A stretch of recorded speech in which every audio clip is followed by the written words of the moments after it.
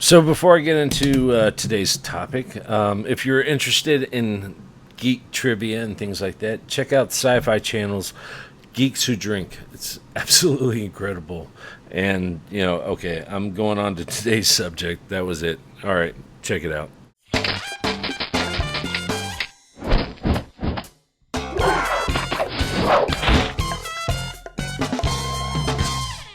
And welcome back to the Comconocave. I'm your host, the Comconocalst, and today we're going to be talking about the new Marvel Spider-Man. Now, this is kind of exciting on a number of levels. First of all, they have a new actor.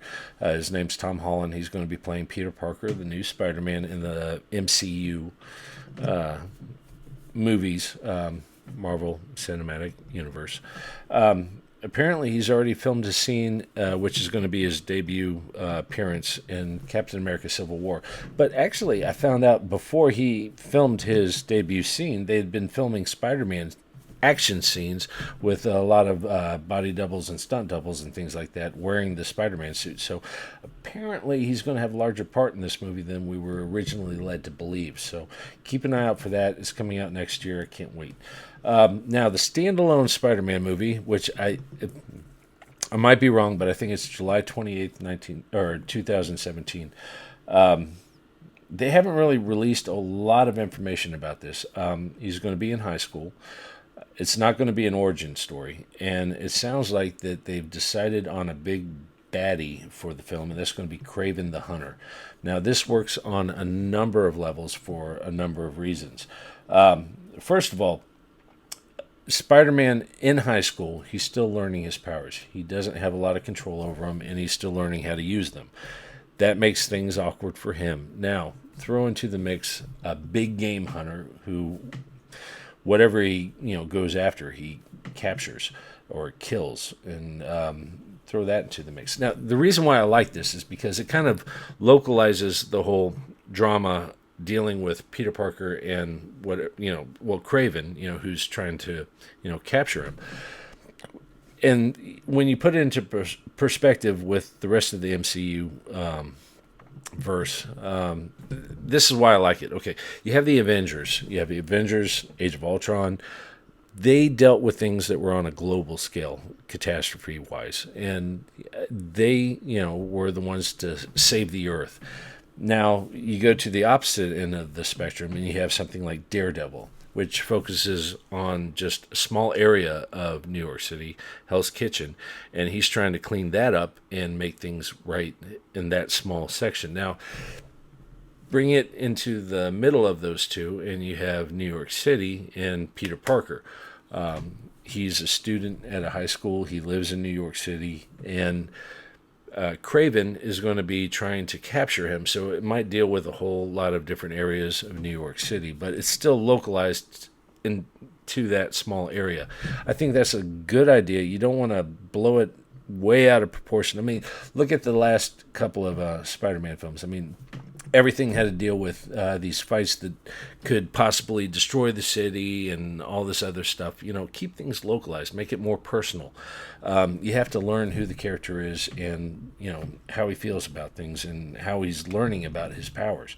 I think this was a great idea, and I can't wait to see this movie. Brings up a couple of different questions. Kraven, he's a hunter. He can track things.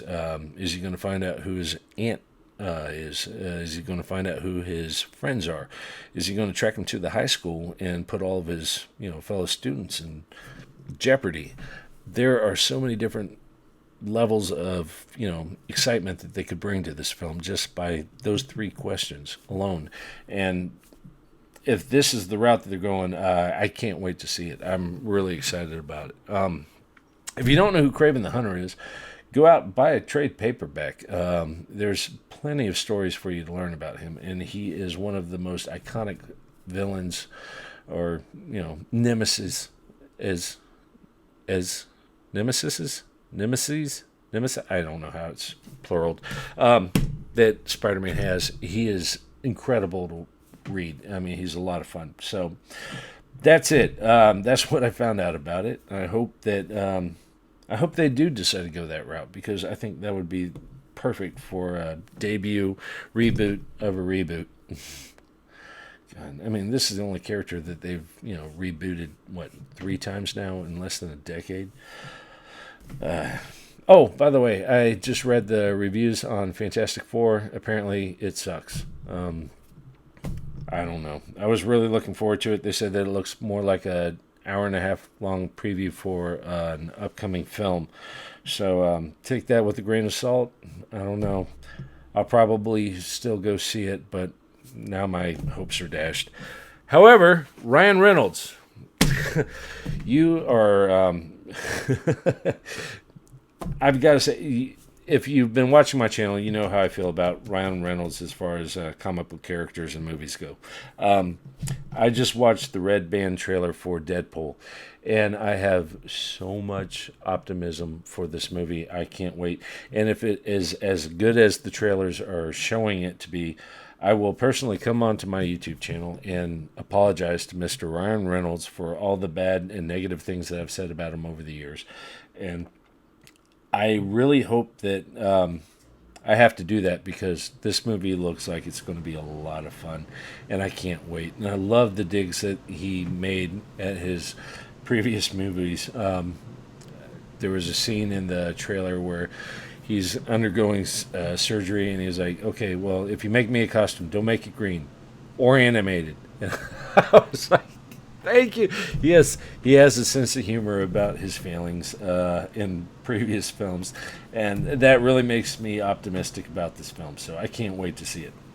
But that's it. I just wanted to talk about Spider-Man. The other two were just kind of offshoots of things that I've read about today. So that's it.